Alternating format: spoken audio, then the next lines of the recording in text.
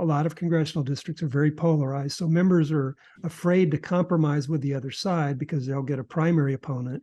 And so, I'm wondering if the bigger challenge we face in getting a deal here is the lack of willingness to compromise.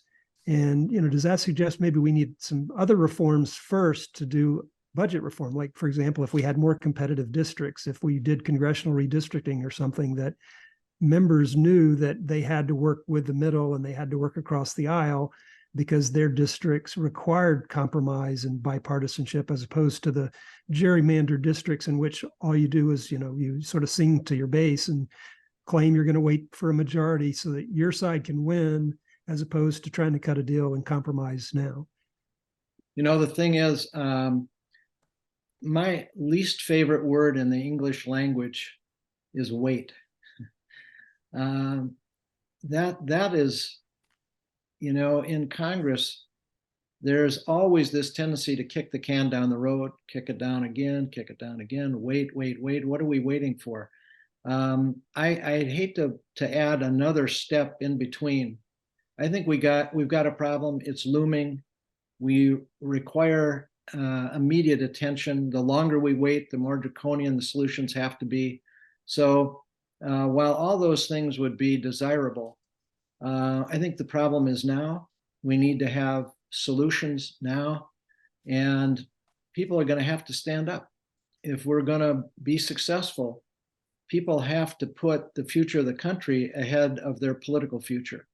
And maybe I'm a cockeyed optimist, but I still believe there are members of great character on both sides who see the threat and who are willing to stand up. Steve, I would say I would agree with everything that Ken Conrad just said.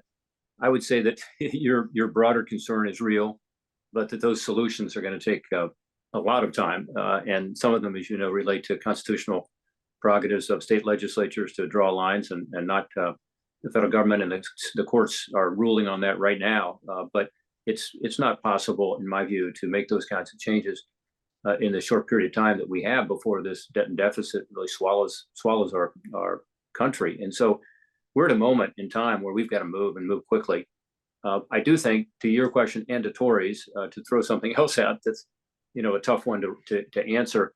If the administrations, the Biden administration, and if the Trump campaign, let's say if he's the nominee, or if it's someone else, Nikki Haley or Ron DeSantis, whoever it is, choose to comment on this commission, that could also be helpful or damaging, depending on what they say.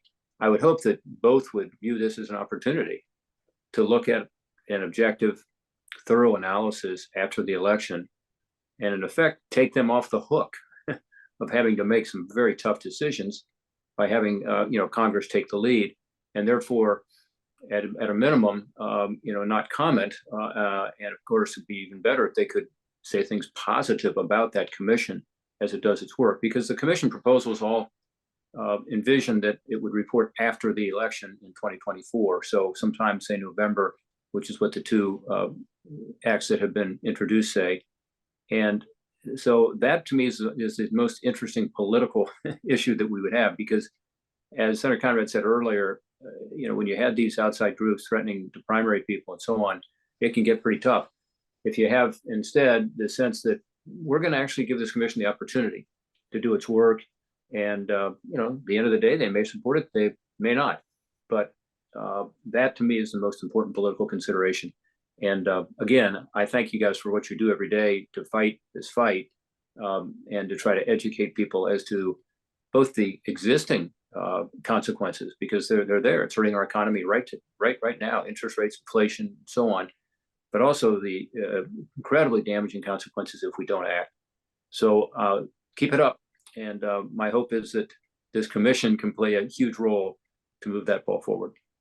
Well, thank you, and we will. And I really appreciate the efforts that both of you are making, both in the time you were in Congress and now out of Congress, to continue to force some attention on these issues and try to bring about some constructive solutions. So we're happy to help in any way we can, and we so appreciate your efforts.